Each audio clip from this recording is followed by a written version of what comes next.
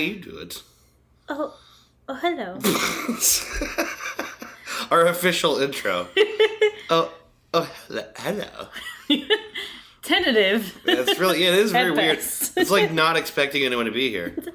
Oh. Which is not that far from the truth. Yeah, there's no one there. Yeah, most likely. It's just us listening to it over and over again for the rest of our lives. Mm-hmm. How's it going out there? This is, we are back to episode 2 of Goose Chase. Goose Chase. Goose Chase, the show about geese. Mm-hmm. Now, I want to start with some goose-related facts, and I want to talk about them for the next 45 minutes.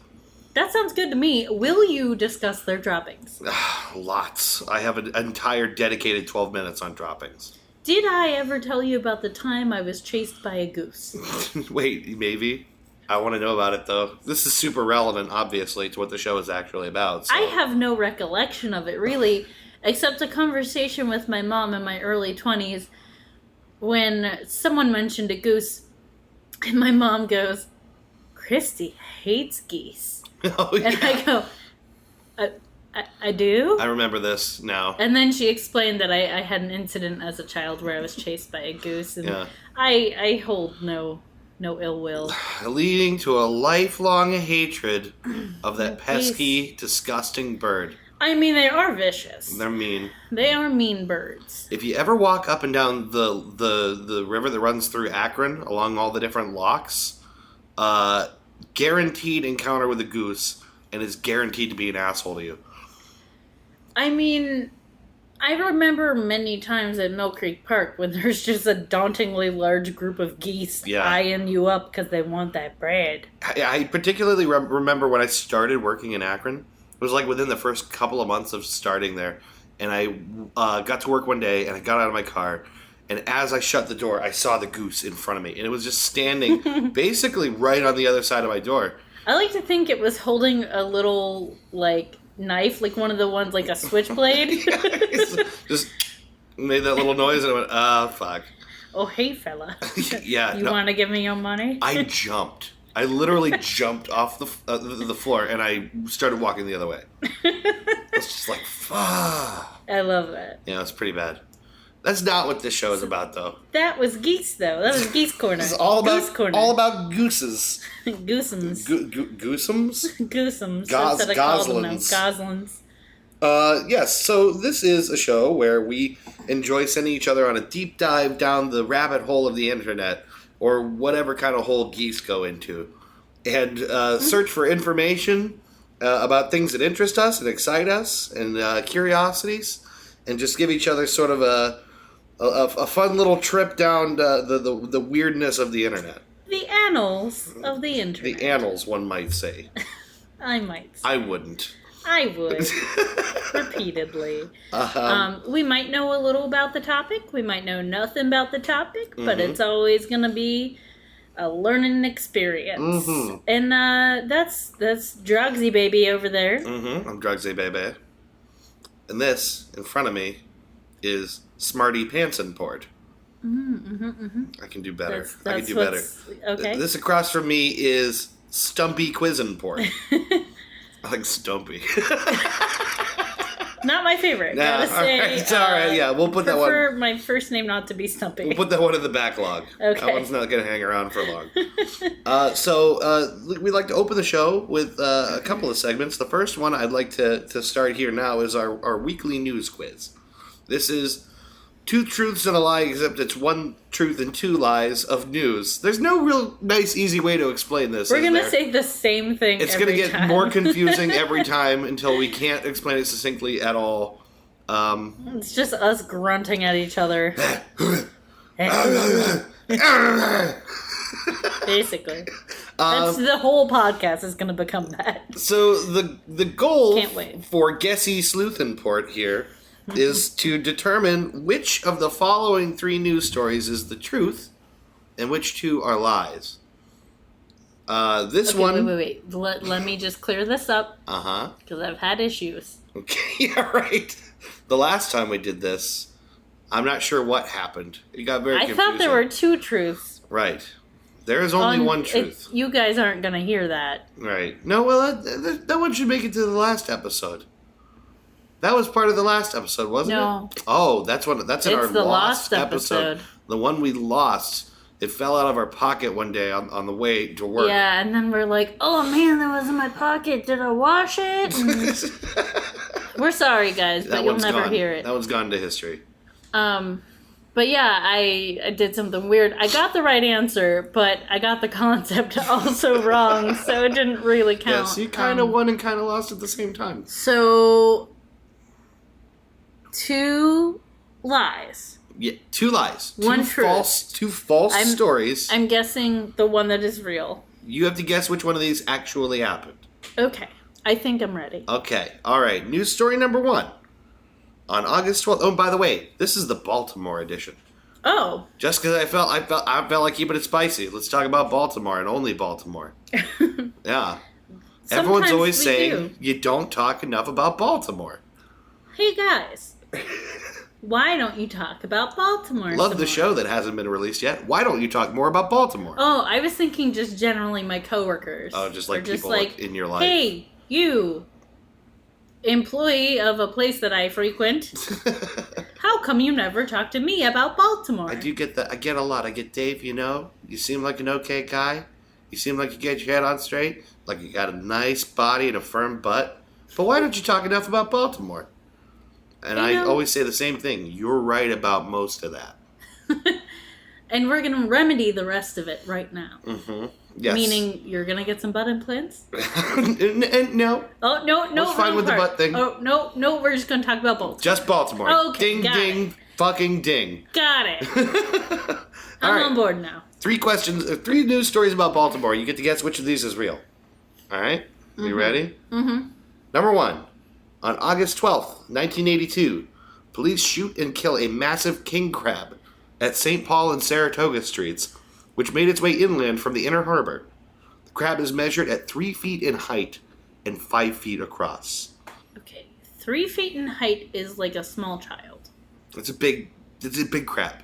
And 5 feet across. Yes. This is like crab people, crab. It's a very large crab. Okay. So, shoot and kill a crab at an intersection that had crawled up from the harbor. Mm-hmm. Okay, next. Story number 2. July 20th, 2017. A Baltimore officer is placed under investigation for accidentally leaving on his body camera and filming himself planting drugs at the scene of a crime. In the video, he appears to believe he turned off the body camera, moves to the location, plants the drugs, goes back. Then it appears that he thinks he's turning the camera back on and goes to discover the drugs. I am very torn. We're not even done yet. I know. These are really good. We're not even done yet. I know, but like the world is shit, and that could totally happen. Okay, I want the last. Evil giant crabs or evil cops. Either one has existed in the world. I mean, we don't know the crab was evil. Mm-hmm. Well, I mean, I think it's probably fair to assume it's evil. He might have just come up for a pint. Dwelling among the land of humans like that's just downright menacing, and I don't trust him. I mean, he wasn't dressed up as a human. How do you know he didn't have a monocle on? That's like a real true. bad guy. I wasn't there. Well, or like one of those mustaches you could really get some wax into and twirl up. They already got those crab whiskers, don't they? Do crabs have whiskers? Beats the hell out of me. I don't think crabs have whiskers. Number 3. On New Year's Eve, 2005, holiday festivities are interrupted by a momentary power brownout. As power returns, Mayor Ed Mazzullo's hot mic captures him muttering obscenities, for which he is forced to apologize.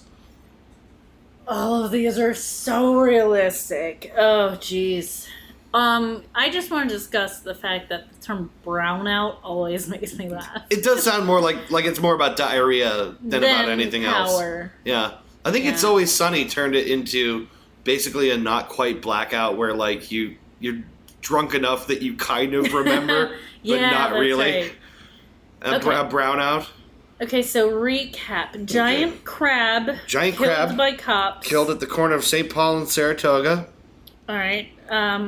Or Baltimore police officer films himself planting drugs at the scene of an investigation. That would be this year.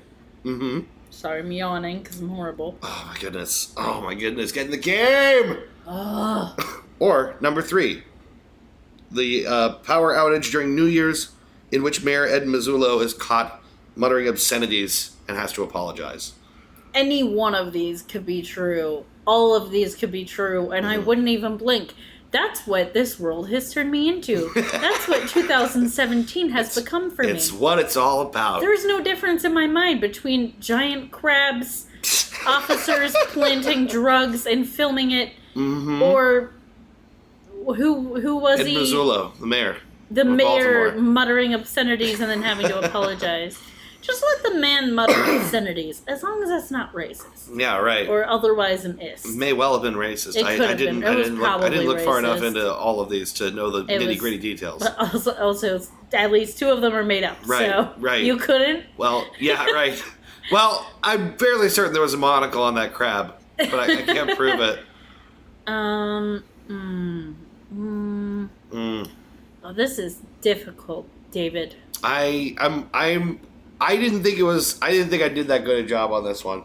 I think you did. Mm-hmm. Really gotta puzzle through this. Yeah. It's a toughie. I'm gonna say the giant crab isn't real.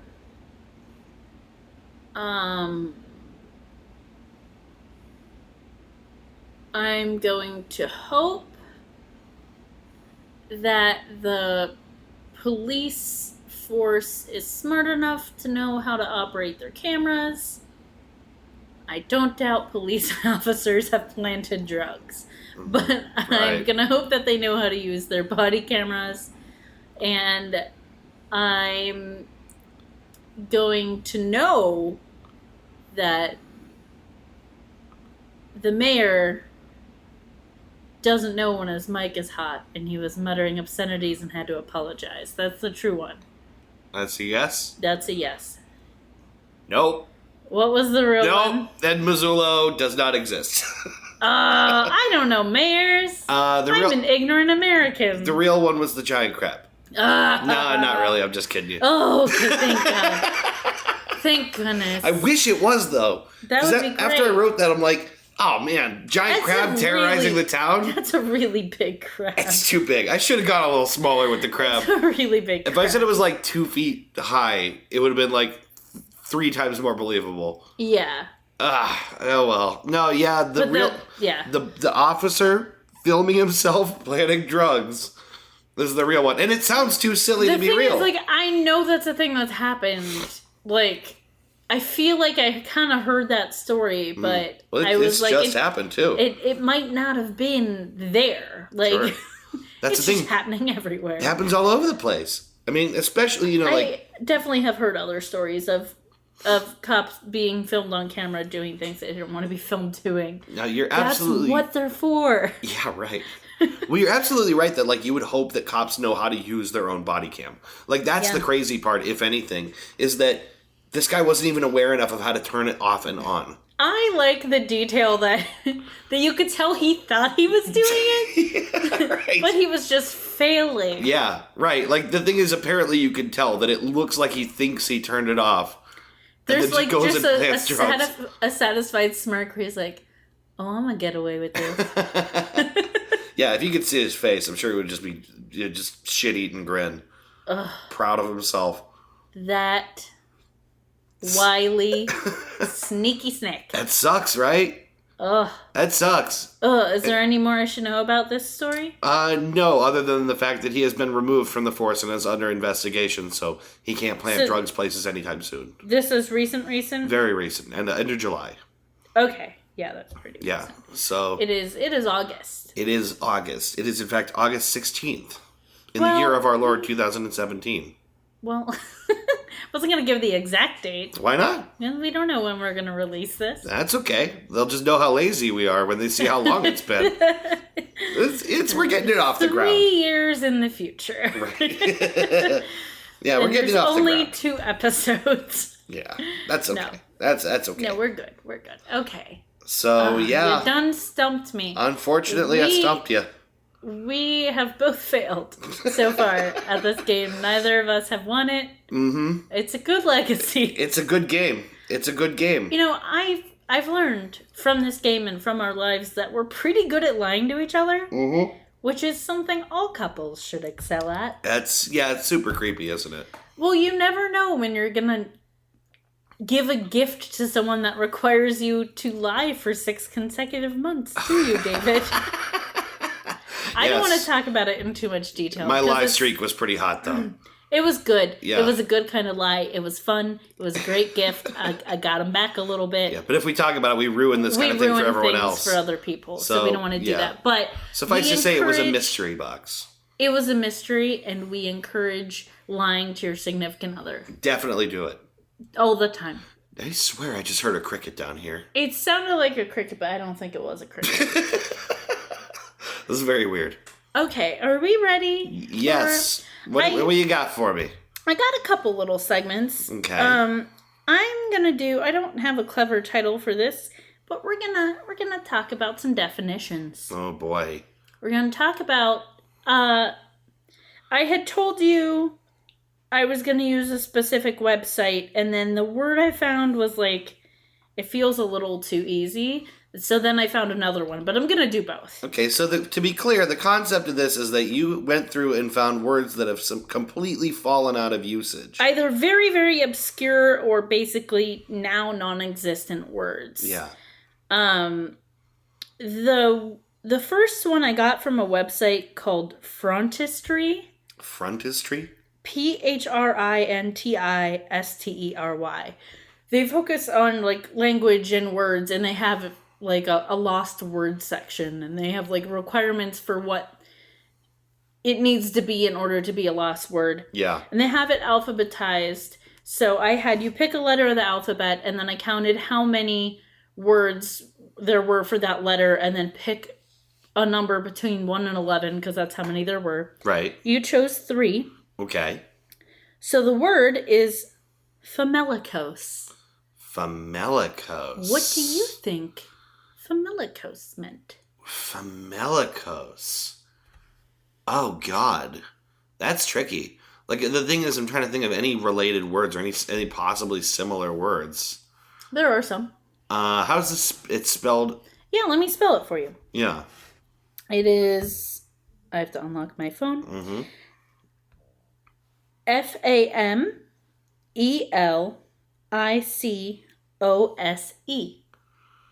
Famelicos. Oh my God, I have no idea. I'm just gonna guess. I'm just gonna guess big family. You got a big family. It's a good guess. You got a big fat family. But no. Well, you got fat, kind of, right? Yeah, because kos is fat, like bellicose kind of thing, right? Well, it means often or very hungry. Oh. Fam, like famine. Oh. Yeah, often or very hungry. Interesting. So that's interesting. I'll use that site in the future. But then I was looking for more obscure words just to see what I could find, and I found this word from a part of Oxford Dictionary's website. Uh-huh. They have like a little section on like their favorite bizarre words. Okay. And like when Oxford Dictionary is like, these are our favorite words, you have to listen. You have to be like, right. Those are going to be some good words. These people love the shit out of words. They didn't let me down. I trust their opinion. I don't know how to say this, but it does have a little thing that we could listen to how to say it. Yeah, let's see what happens. Try it. Floxinosinahilipilification. Fluxinosinahilipilification. Floxinosinahilipilification. Floxinosinahilipilification. Floxinosinahilipilification. Floxinosinahilipilification. I can't do that anymore. Floxinosinahilipilification. Floxinosinahilipilification. Floxinosinahilipilification. Okay, would you like me to spell it? Nope. Would you like to guess what it means? Oh, God. Floxinoxin? Floxinosinahilipilification. Oh, balls. This is a toughie. I'm thinking that it involves you being up in the air with your feet over your head. It does not. Fuck! You're way more invested in this than I thought you were. I can't even begin to guess. This one's so hard. In this, there's no way. There's no way. There's like no way I would get this. Yeah. It means it's the action or habit of estimating something as worthless. Floxinoxin-helipelification. Yes. Gross. So I'm glad this word doesn't exist. They do or have doesn't. it. Well, it's very rare. It's not really used because it's a billion letters long. Yeah, and right. there are other ways to say you have a habit of estimating something as worthless. You just say you have a habit of estimating something as worthless, and it's still easier to pronounce than floxinoxin-helipelification. You mean floxinoxin-helipelification? Yeah, that. Forgan, Dorgan? The origin is that it's mid-18th century from several Latin roots, flocci, nocci, nihili, and pilli. Words meaning at little value, and then the ending fication. That's I gotta be honest, I think they wrote this word pretty lazy. Yeah. They did a lazy job writing this word. Yeah, they could have cut it down, guys. That'd be like tighten it up. If I said junk, worthless, garbage, no just combine all the valuefication. Words for the same thing. Yeah. And that's your word. That's very lazy, whoever wrote this word. They compared it to anti-disestablishmentarianism. But that's floxinoxin-helipelification. Wow, what a supremely weird and silly word. Yes. I'm going to use it all the time. We should bring it back. Floxinoxin-helipelification? Yeah, it's close enough. Here. Floxinoxin-helipelification. Yeah, floxinoxin-helipelification. Floxinoxin-helipelification. Yes. Oh, that old thing. Oh, that old thing. That old chestnut. Say it all the time. Oh, yeah, I'm just like super smart, you know. So my next little segment. Okay, what do we got? I am deciding to start a little segment that we'll do occasionally called Weird Things I've Googled. Oh, okay. This is inspired by something I've Googled multiple times and still have no answer. Okay. So, partly selfish, because I'm hoping somewhere out there, someone will listen to this and be like, oh, like, I know what that is. Yeah, right. And they'll just solve this mystery for me.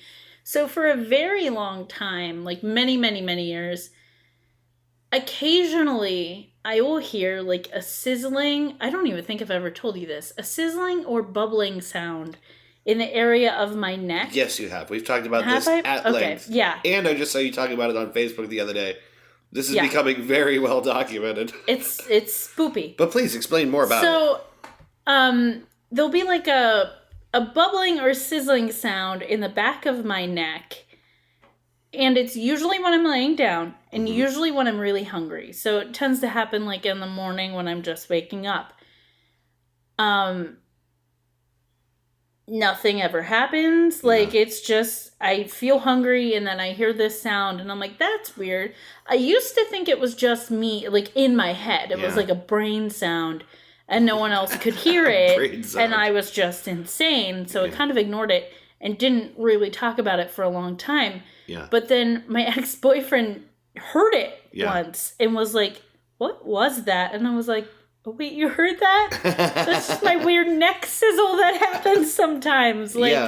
So I started looking it up, and I know other people experience it because the only things I can find about it are searches on forums that are like, hey, this weird thing happens. Does anybody know what it is? And there's never a good answer. Yeah. It's always more people being like, hey, just here 6 years later to find out if you found out. And never any response. So just like 1,000 people going bump, bump, bump. Yeah, and like people being like, I tried going to the doctor and basically said it's no big deal and no one really cares and neurologists haven't been able to find anything out. And then if you look too hard, you're like, I definitely have something real bad happening. Yeah. But I'm obviously alive. It's been happening for years. It's nothing major. I want to float a theory on this. Okay. Just a theory. obviously, I'm not a doctor or anything, but I got this gut feeling because the salivary glands in your mouth, under your tongue and all that, they're really close to the ear, right? Like, I wonder if it's possible if what you're hearing is like the dispensation of saliva from one place to another. Maybe. Because it would make sense as to why it makes that little squirty noise. I hear this sound too. You hear it too? I hear it. I have it. I have that. I know what this sound is.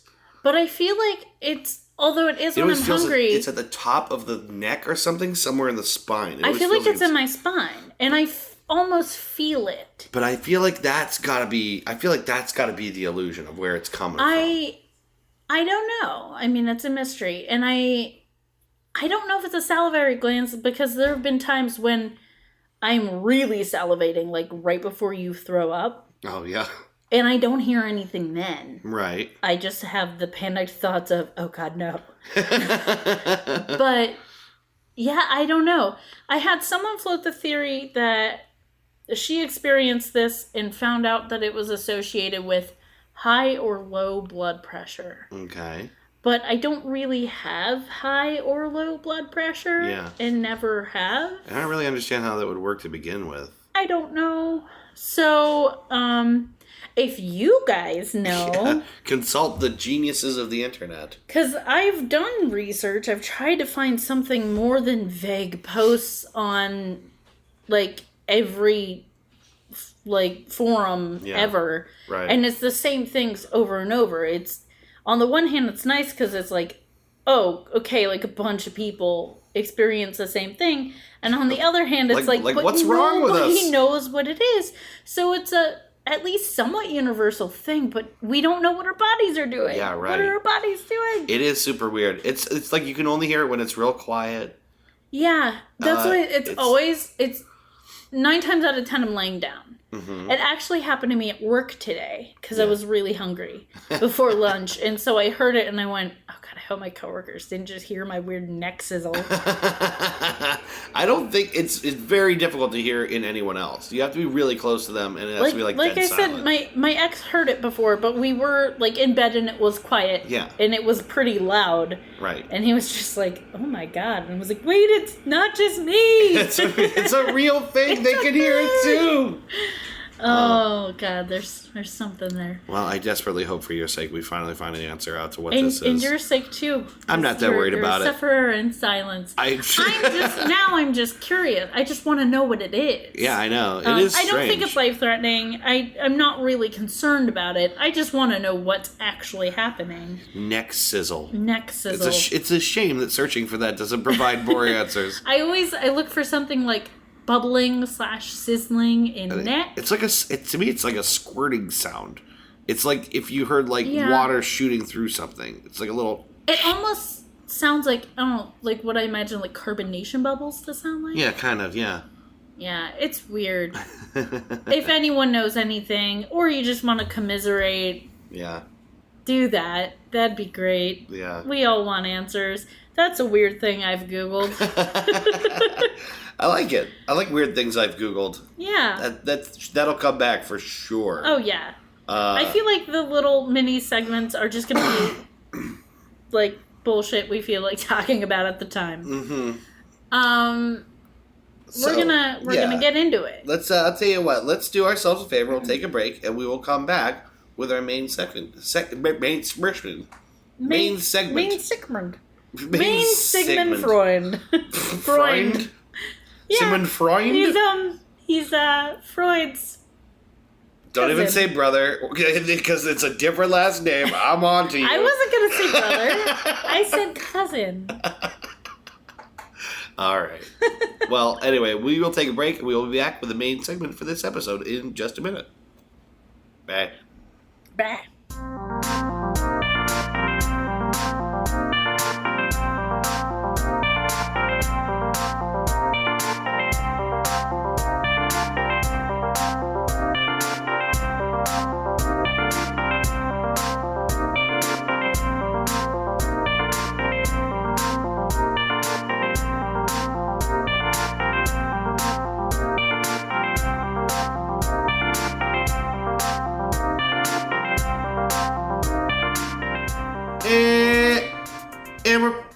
Are we back? No, we're not back.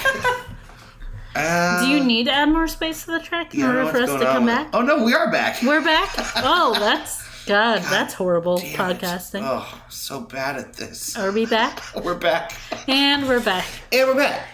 At your obviously noob podcast. Seriously, most amateur bullshit. All right, and we're back with more Goose Chase. I have something to talk to you about. Would you like to discuss the topic that you presented to me? When Dave and I came up with this idea, we were throwing a couple topics at each other, and this is something I looked at several years ago and was fascinated by. Haven't thought of it in years, and decided I wanted him to look into this for me. It's called the Montauk Monster, and it's some kind of being that washed up on the shores in New York, and there's all kinds of theories, some of them real wild, about what it is, where it came from, how it came to be. And Dave's mission was to look into this for me and tell me about it now. So I'm chomping at the bit. All right. Well, this all centers around Plum Island. Yes, which is the other part. I said Montauk Monster / Plum Island. Yes. I am super excited about this. I don't know which parts of this you've heard and which ones are completely out of, like, batshit left field. Well, we'll see. I'll let you know. Okay, so a little background on Plum Island. It is located all the way nearly to the tippy end of Long Island, all the way to the east in New York, which Long Island basically is the end of New York, where it ends out there in the ocean. It's off of the Long Island. Off of that island that's... That what do you longest call island. that? It's like a lengthy, massive land. Yeah, it's like not short. You're right. It's not short, and it's surrounded completely by water. Yes, one. Yeah, whatever. I don't know what you'd call it, but that's the one.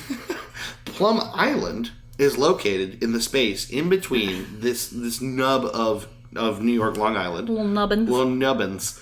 In between there and Connecticut. Okay. It's basically the entire thing, first of all, is visible from Google Maps, which I was curious about right off the bat. I'm like, is this so mysterious that I won't be able to find anything on Google Maps? No. Is it going to be a total mystery? No. You can see the entire island, all the roads, little buildings marked with different things. A little island basically shaped like a check mark, which I thought was kind of interesting. Like, that's cute. It's kind of cute. And it is home to the Plum Island Animal Disease Center. Right. The history of Plum Island in general. The idea was that it was purchased by the government to construct Fort Terry during the Spanish-American War. Then they deactivated it, and then they reactivated it in 1954. So they deactivated it after the end of World War II. And when they brought it back, basically 2 years later, there were outbreaks in Mexico and Canada of foot and mouth disease. So the idea was to use this island for research into disease. To prevent livestock disease and things like that. In case you don't know, which I'm sure you do, but foot and mouth disease basically affects cattle, cloven-footed animals, which I read, which I like the expression cloven-footed. I wish I were cloven-footed. Don't we all? It's viral, it can be fatal, and causes blisters and fever, and basically can wipe out like whole herds. So of course it was really important to people the department. get it too. Yeah.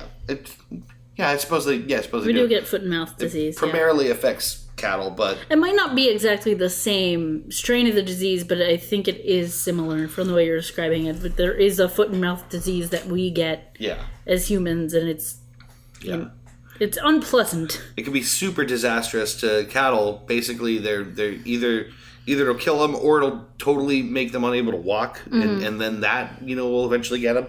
So it was super important to the Department of Agriculture to study this.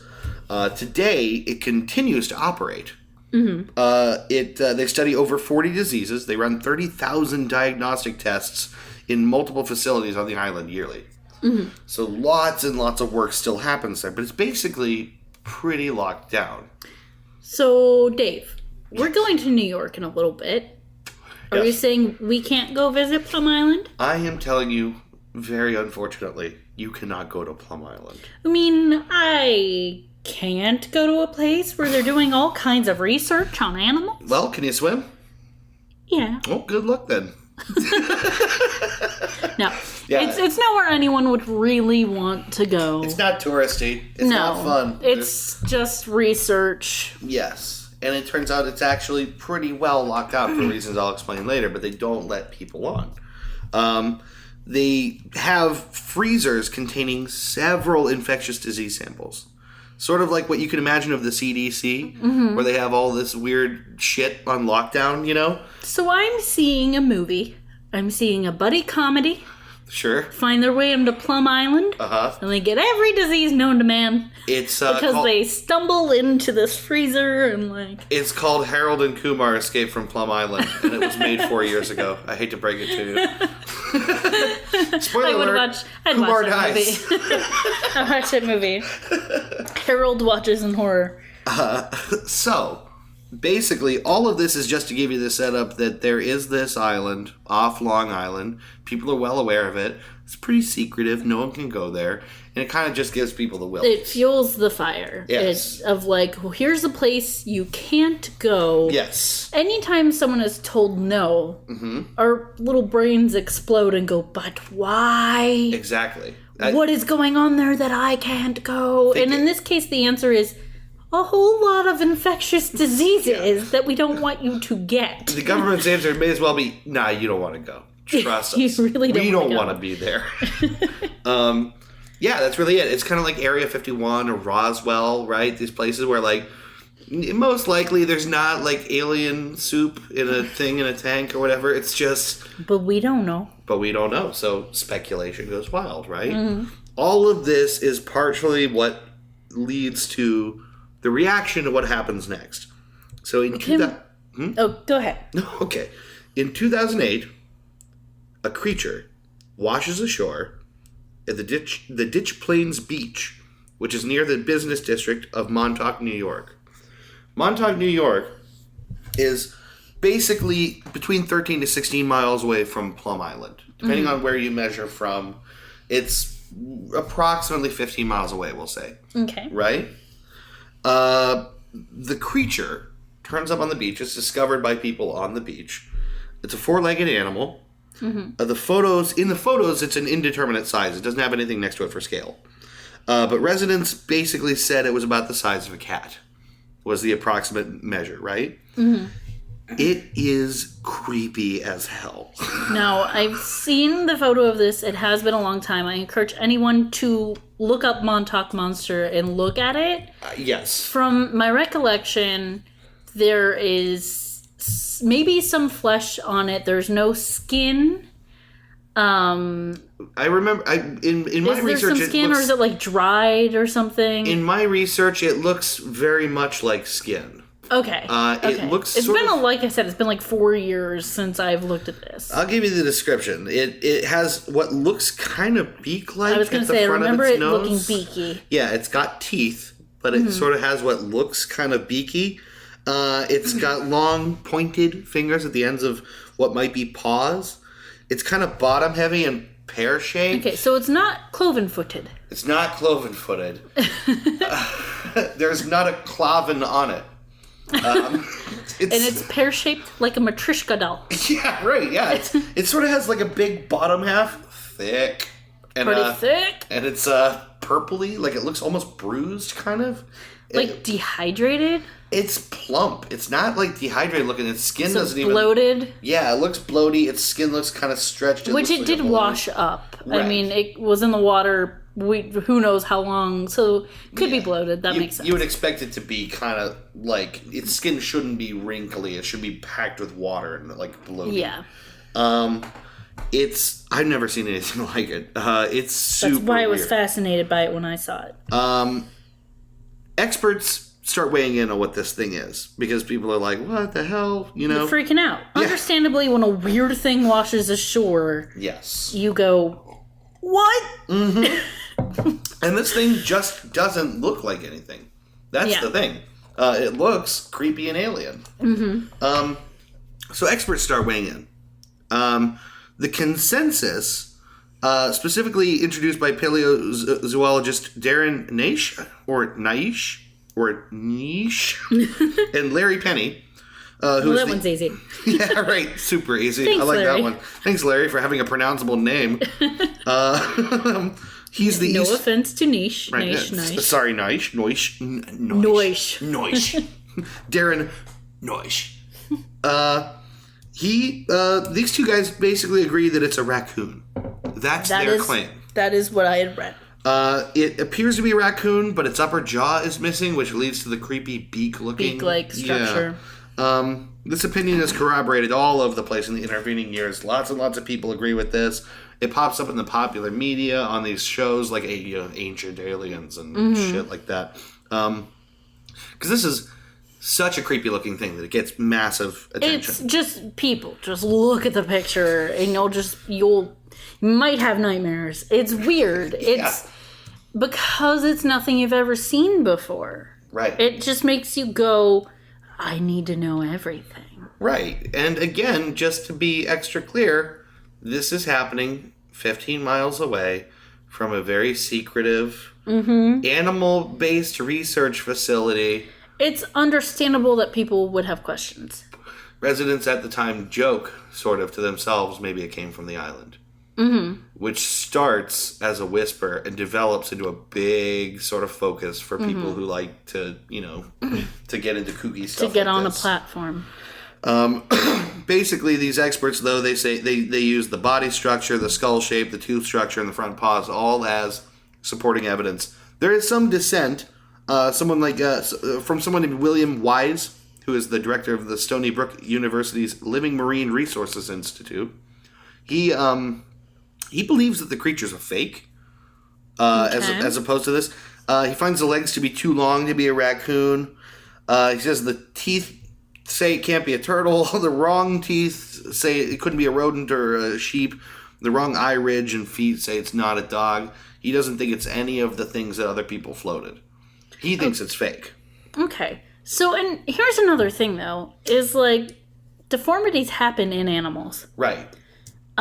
Even not for nefarious reasons, not for secret research.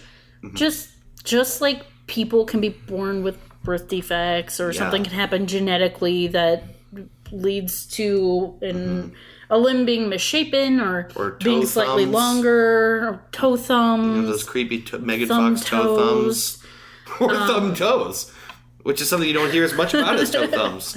Yeah, it could happen. You have thumbs on your feet. Yeah, every single toe is a little thumb. All of them. All of them.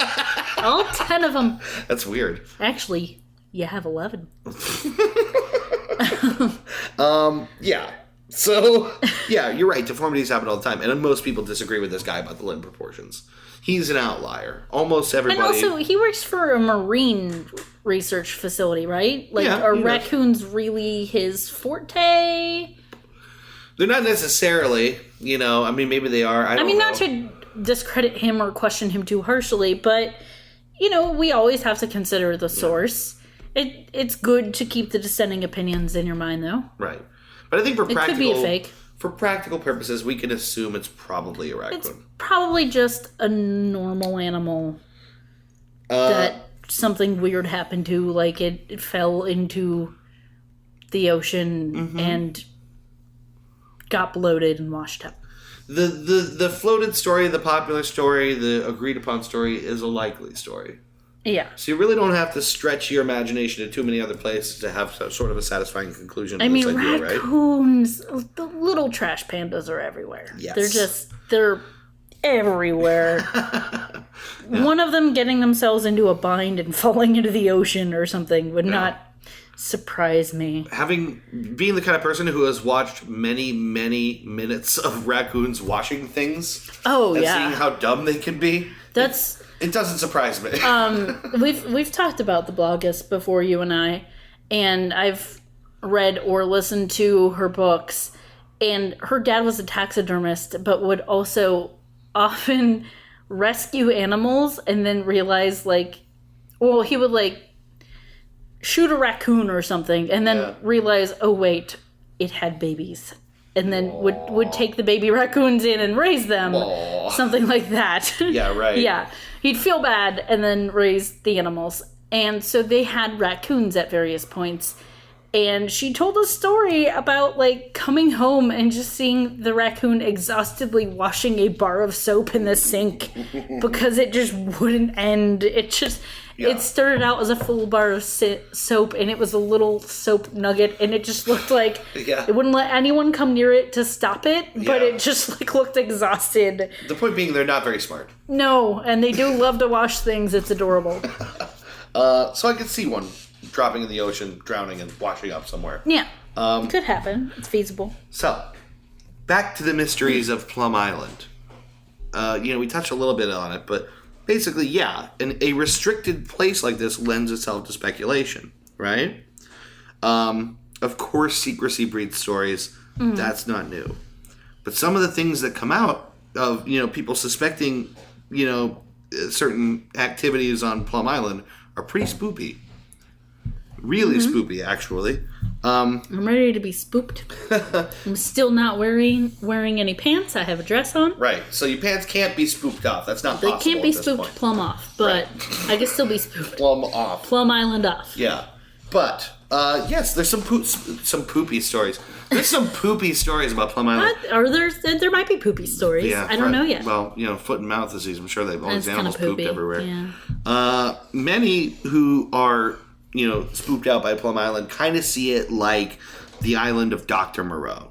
Mm-hmm. Or sort of stories of, like, secret experiments by Nazis and Soviets. Like, they see it that far gone into, like, creep territory, right? Mm-hmm. One of the most particular, stories, one that I think actually might have some merit. The island is blamed for the spread of Lyme disease. Okay. Don't know if you know this. Lyme disease gets its name from the place it was discovered, which is Lyme, Connecticut. Okay. Lyme, Connecticut, which is where the disease was discovered in 1975, is 8 miles away from Plum Island. It is closer by half than the distance that the Montauk Monster was spotted. Okay. It's literally just right across the gap. Yeah. The blame has never really been confirmed. The federal government doesn't really talk about it. They don't discuss the possibility. Lyme disease, it comes from ticks. Right. And the thing is, Lyme disease is also everywhere. Yeah. They find it all over the place. I'm surprised that they only found it in 1975. Right. It's super I feel like prevalent. it's something that probably existed for a long time, and then they finally just realized, oh wait, here's this thing that's been happening. Right. This is the place where we discovered this is what it is, and this is where it's coming from. Yeah. Because the symptoms of Lyme disease can be kind of vague. Yeah. And they can be attributed to a lot of other things. Yeah. And the thing is, it's found around the globe. This is a point I want to be really clear about. It's not like they could have engineered it, because that's something people say that I kind of want to put a pin in and be like, no. People think that it was engineered there as like a biological weapon and it escaped. But for it to travel completely around the globe and for them to find it in places like Australia and just all over. It's most likely just a coincidence that Lyme, Connecticut happens to be so close to this facility. Right. The thing is, what I think is that the outbreak in Lyme, Connecticut, it's not impossible that because it was an outbreak, it was like a lot of cases in a short term. I could totally see that having left Plum Island and affecting those people in a large number, right? I could see it having escaped. I mean, if they were doing experiments where they were using ticks and infecting animals and then studying it, it might be hard to control a tick. Yeah. Someone could take it home on their lab coat and could escape. Right. They go home to Lyme, Connecticut, and there you go. Bing, bang, boom. I feel like it's also... It could be... Right. It's not necessarily. There's no way of knowing. Yeah. There's no way of knowing. It's really not worth, saying it probably happened. But it seems possible. It's possible. There are people who are still suing the government over Lyme disease they contracted in Lyme, Connecticut. Oh, so it's a thing. You know what I'm saying? Like, to some people, it's a thing somewhere. One of, I think, the more interesting structures or stories about Plum Island is what is called Lab 257. Lab 257 is sort of like the epicenter of a lot of conspiracy stories around Plum Island. It's an actual building. It's a verified actual building. It was used directly in research of anti-animal biological warfare. That's an actual thing. Anti-animal biological warfare. The idea being researching into whether it was possible to create a biological weapon that would specifically affect animals and therefore affect like a country's food supply. So I was going to say, to like rid people of their food supply. Yes. So this is the thing that actually happened. This work was commissioned in 1954 when they, like 2 years after they reopened Plum Island. But it was ceased by President Nixon in 1969. Okay. So good guy Nixon, as we all think of him all the time. Stop trying to murder all them animals. Nixon said, don't like it.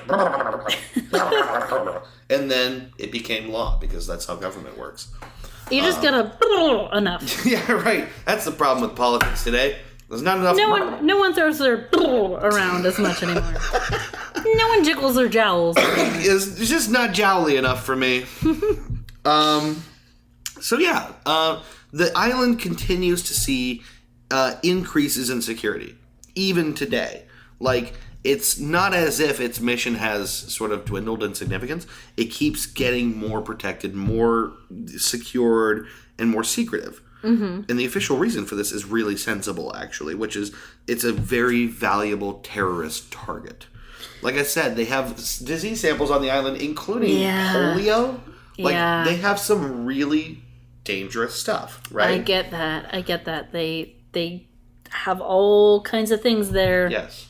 And they don't want anyone to know exactly what they have or exactly what it could be used for. That makes a lot of sense. In fact, in 1991, their disease samples were nearly threatened by a hurricane which cut power to the island. Ooh. So they could have died or, maybe just, I don't know, escaped somehow. I don't know. I have no idea. Probably just their samples were threatened, So, yeah. So basically, security of power, security of, the borders of the island and all that is a high priority. Very specifically, in 2008, an MIT graduate by the name of Afia Siddiqui, who was working for Al-Qaeda, she was captured in Afghanistan, and among the list of targets she had written out was Plum Island. So it's not as if it's not thought of by people, And this is something we hear about a lot and see a lot on like TV shows, is like biological warfare. Yeah. And it's not a sci-fi concept. It's not a new concept. It's not a fictional concept. It's something people think about a lot. It's something that has been tried, Yeah. So it could be very effective. It makes sense that is why they try to lock this place down. If you can get your hands on a jar of polio, and I don't know why in my head it's like a jar of mayonnaise, you can just like dump it into slap something. it on some toast. Yeah, right. If you can get your hands on a jar of polio, you can do some real damage, right? Yeah.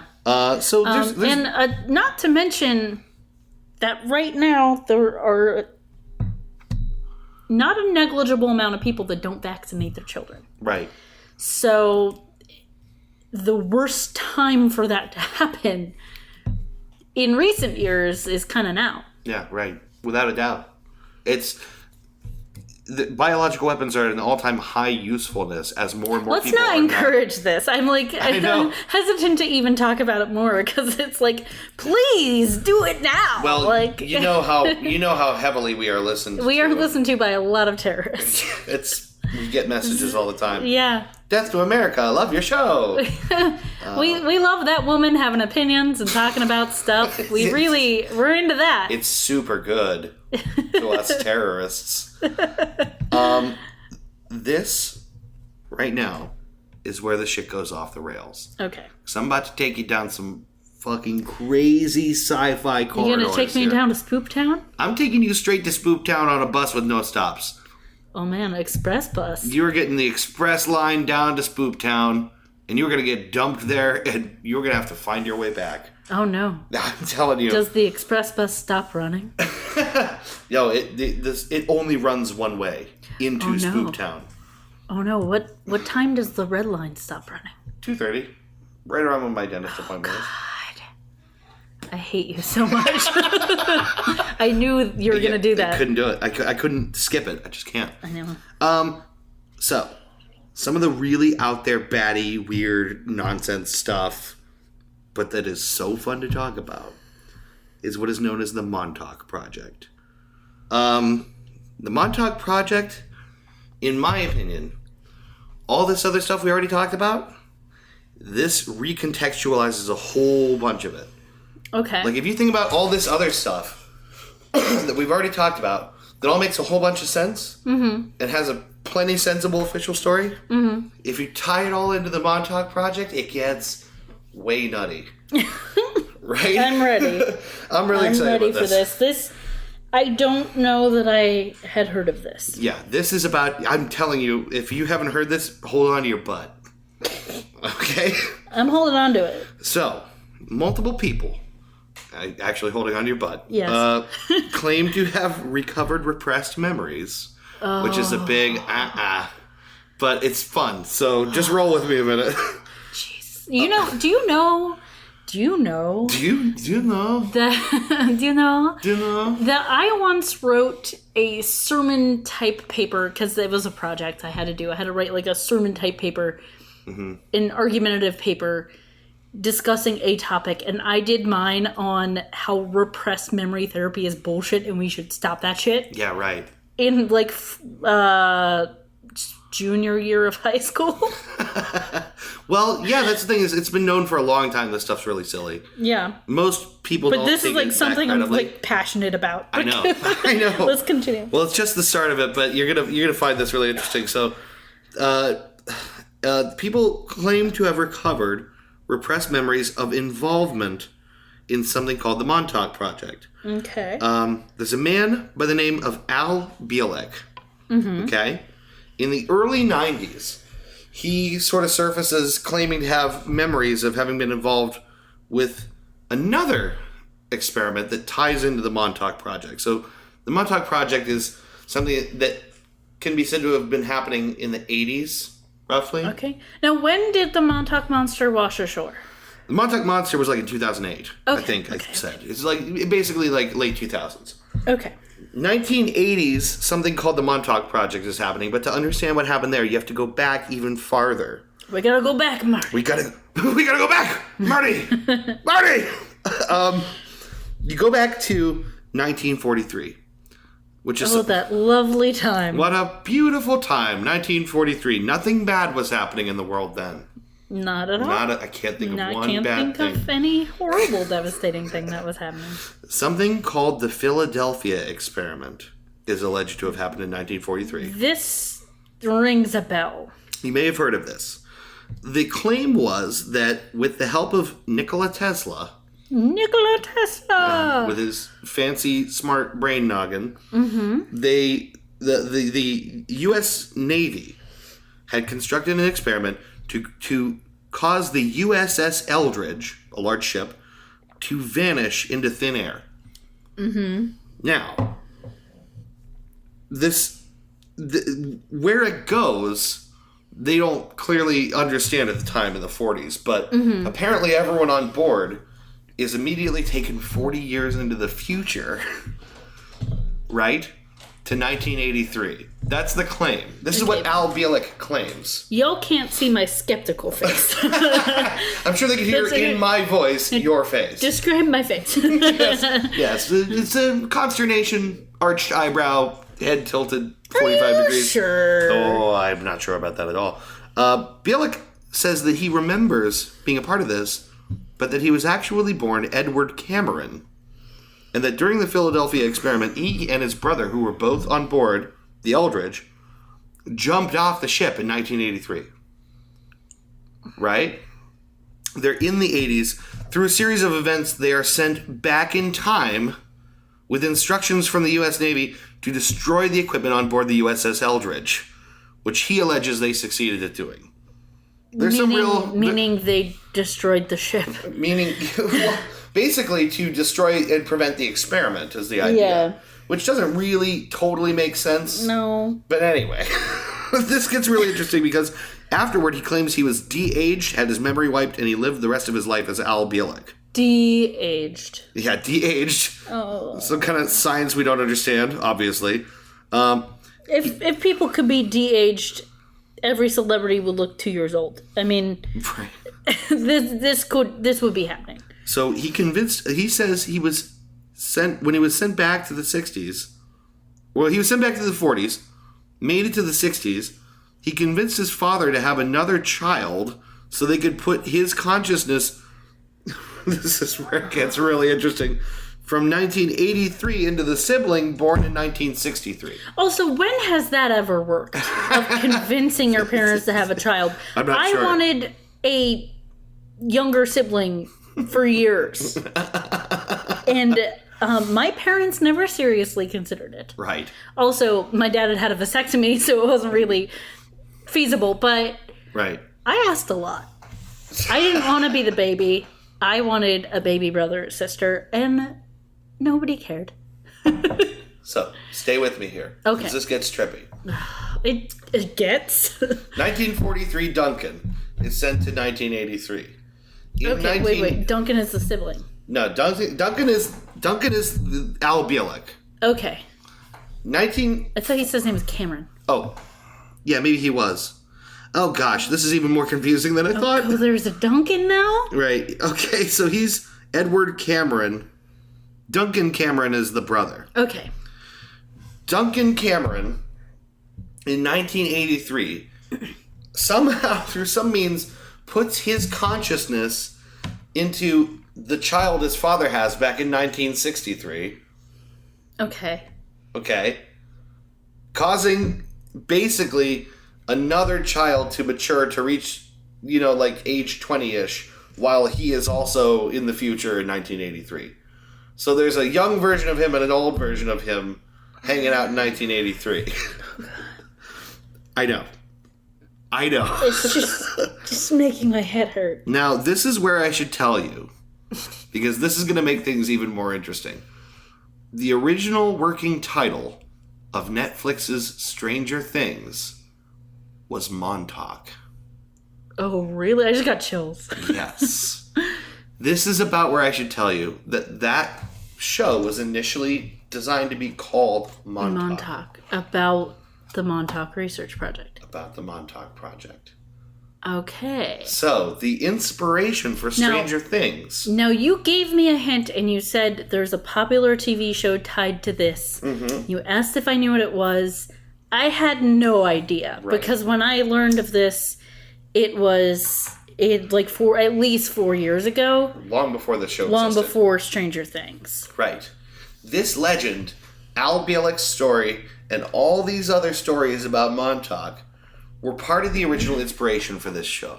Okay. And you could say, in some sense, that 1963 Duncan is 11. Okay. A young child who has been with some kind of consciousness. And now, the idea is that when this young version of Duncan comes of age, it's all happening in a research facility at Camp Hero in Montauk. Oh, goosh. Oh, goosh. Camp Hero in Montauk is a Air Force base. Mm-hmm. At, the easternmost end of Long Island. Right? Wait, is that the real short one? What? Wait, what? Is that the real short island? No, I'm referring to the very long one. Oh, okay. You actually threw me there. I'm like, what? What? What? Okay, so a little bit more on this now. This is where everything kind of comes to a head. The 1963 version of Duncan, implanted with the consciousness of older Duncan, was alleged to have psychic powers. It was the focus of countless experiments at Camp Hero. It's around this time another man, Preston Nichols, claims to have recovered memories of participating in the child experiments.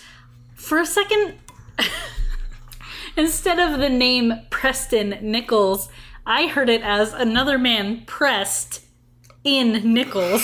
And I was like, what are they doing to this man with the covered in nickels that have stuck to his body, cursing him to roll around like a change jar everywhere he goes. Oh, brain catch up.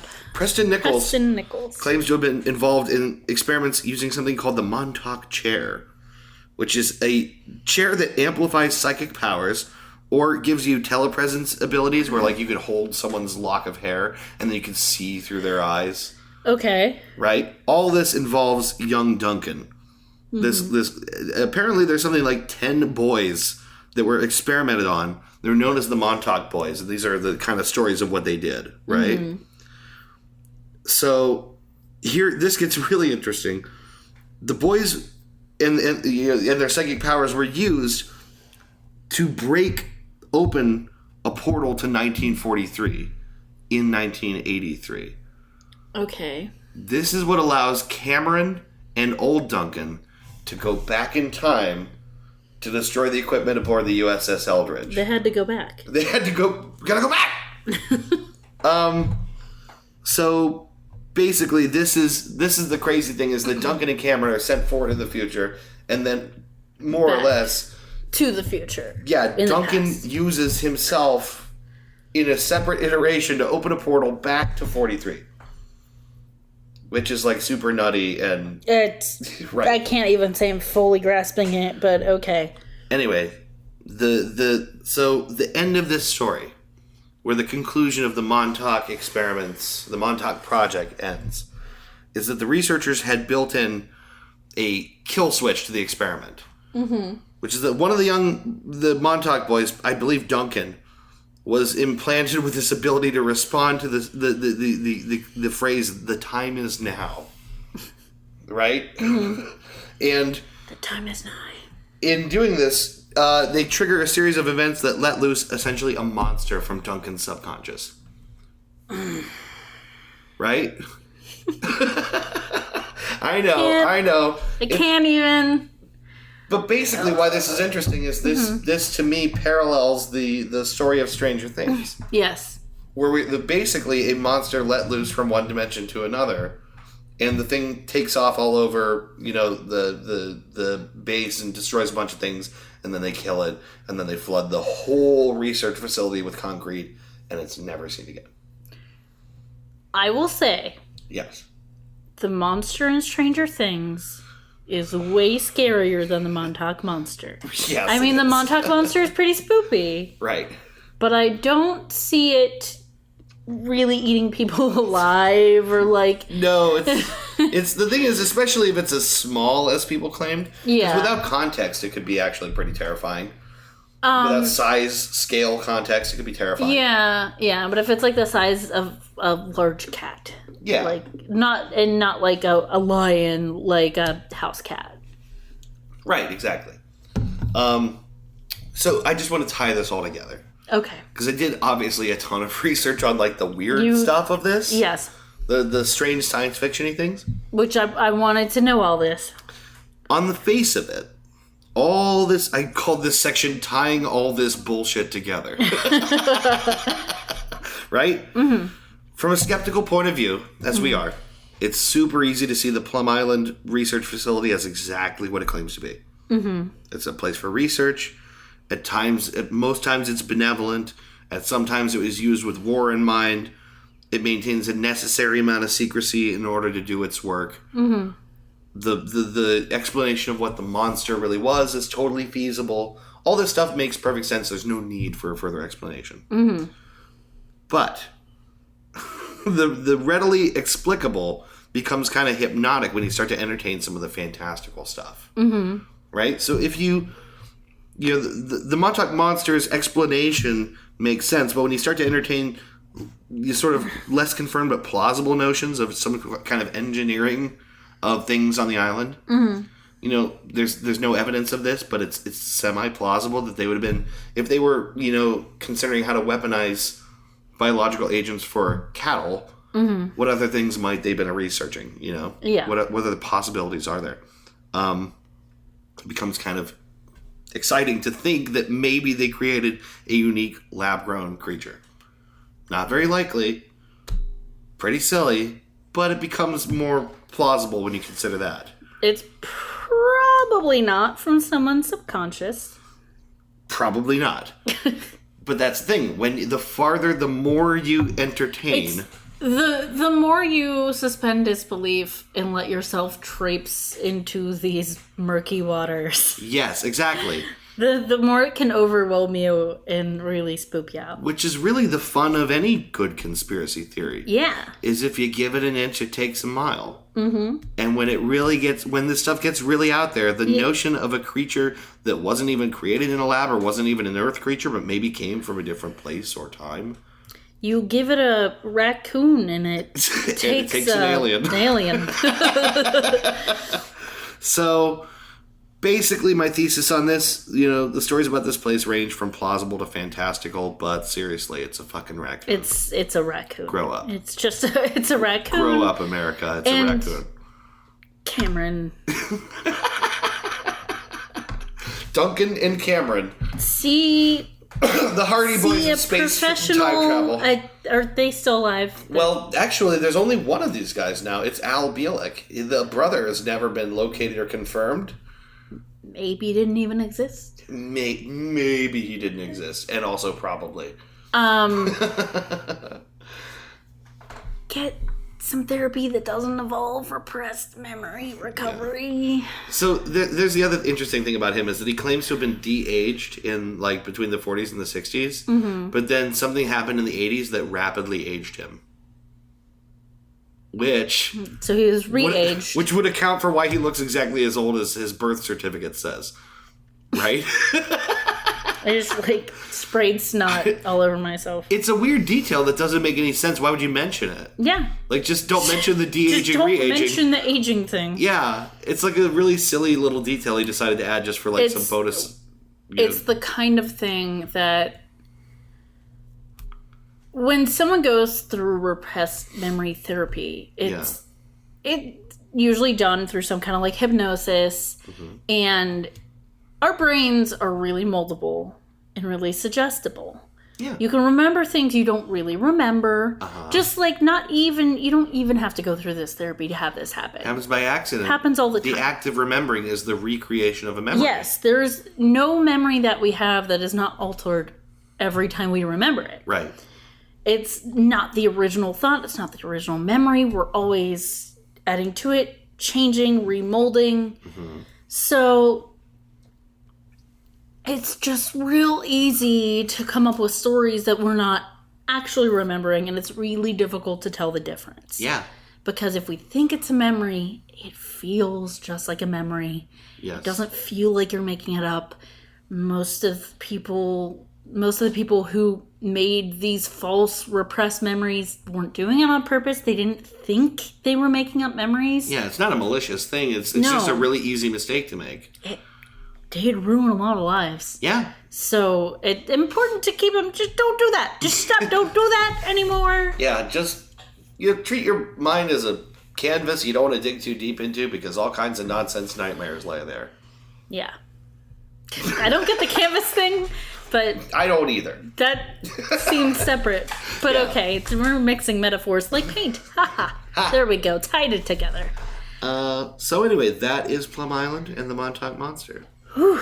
Oh, that's everything I hoped for and more. Probably a good time to rewatch Stranger Things. Yeah, I knew you'd enjoy researching that. I did not expect a lot of that. Yeah, the parts I knew was that the popular logical consensus was that it was a raccoon. Yeah. And that Plum Island was nearby, and that it was a research facility, and people were suspicious of it. Yes. That's basically what I remembered. Yeah. And, of course, I had read some other theories, but I had not read the Montauk research theory. Which is its own... I mean, obviously, I don't put a lot of stock in it. But it's super fun. Very interesting. It's super fun to entertain, just to mix and muddle with, fact and fiction, and just sort of appreciate the full context of that.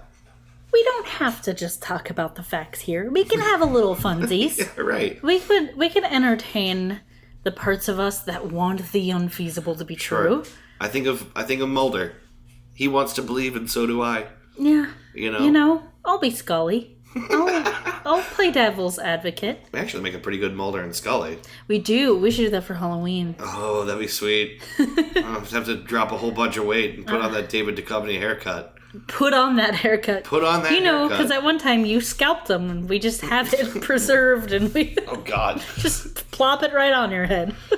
All right, well, this episode comes with apologies to David Duchovny.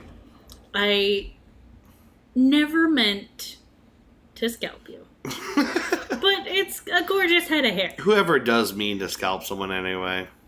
There were people. Isn't it always an accident every single time? No. Really? You don't know enough about serial killers. Clearly. Is that a big serial killer thing? I'm sure people? it was a serial killer thing. There are all kinds of them out there. Anyway, Anyways. I'm really glad we talked about this. Oh my God, you so wanted to say that. I wanted to say it. I feel better. You feel like a weight has been lifted off you. I feel really good because I'm across a table from you and you can't reach me to twist my head off of my neck. I just want to twist your head for so making bad. that pun. I just want to twist your head. I'll get you later. Nah, I know you will. I'll say something worse 5 minutes from now. Anyways, it's been fun. This has been a good episode. We've learned things. Mm-hmm. We've been a little spooked. We went deep into the Cameron hole, as they always say. Who says that? Nobody ever says that. Whose hole? The Camerons, the Cameron brothers. Oh, right.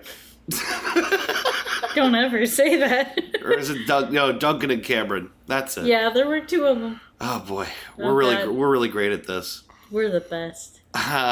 Okay, so thanks for listening or not listening. Mm-hmm. And we will see you next week with oh my God, with another episode of Goose Chase. Goose Chase. Bye. Bye.